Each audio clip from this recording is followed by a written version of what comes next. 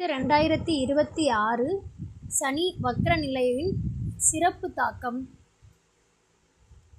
August 2026 சனி பகவான் மீன ராசியில் வக்ர நிலையில் சஞ்சரிப்பதால் குறிப்பிட்ட சில ராசிகளுக்கு சனியின் தாக்கம், வேலை பளு மற்றும் சவால்கள் அதிகமாக இருக்கும்.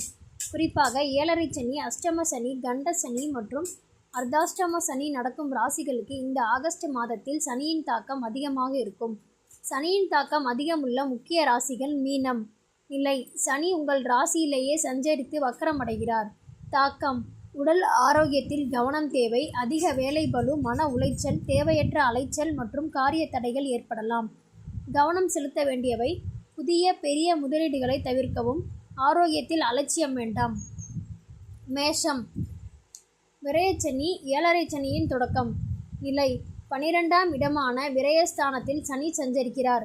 தாக்கம்: தேவையற்ற மருத்துவ செலவுகள், பண விரயம் மற்றும் பயணங்களில் அலைச்சல் அதிகரிக்கலாம்.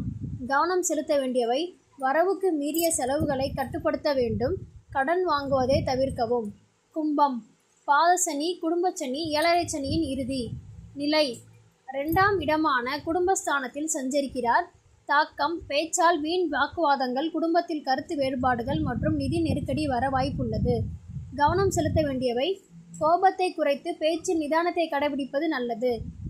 மற்ற கவனமாக இருக்க வேண்டிய ராசிகள்: சிம்மம். அஷ்டம சனி. வழக்குகளில் சிக்கல், திடீர் தன நஷ்டம், வீண் மனக்குழப்பங்கள் வரலாம். வாகனம் ஓட்டும்போது அதிக கவனம் தேவை. கன்னி. கூட்டு தொழில் மற்றும் வாழ்க்கை துணையுடன் கருத்து வேறுபாடுகள் உருவாகலாம். காரியங்களில் தாமதம் ஏற்படும். தனுசு. அர்த்தாஷ்டம சனி. 4ஆம் இடம்.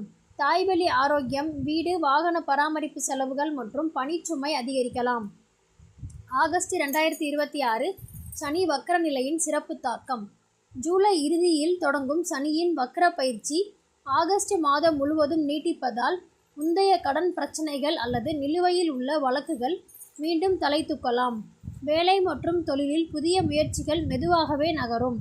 பொறுமையையும் கடின உழைப்பையும் சனி பகவான் சோதிக்கும் காலம் இது. பரிகாரம்: எளிய வழிபாடுகள்.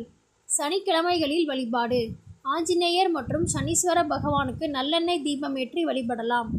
தானம்: ஏழை எளியவர்களுக்கும் மாற்றுத்திறனாளிகளுக்கும் அன்னதானம் அல்லது ஆடை தானம் வழங்குவது சனியின் பாதகமான தாக்கத்தை குறைக்கும். மந்திரம்: தினமும் ஓம் சனீஸ்வராய நமக அல்லது ஹனுமன் சாலிசா பாராயணம் செய்வது மன அமைதியை தரும்.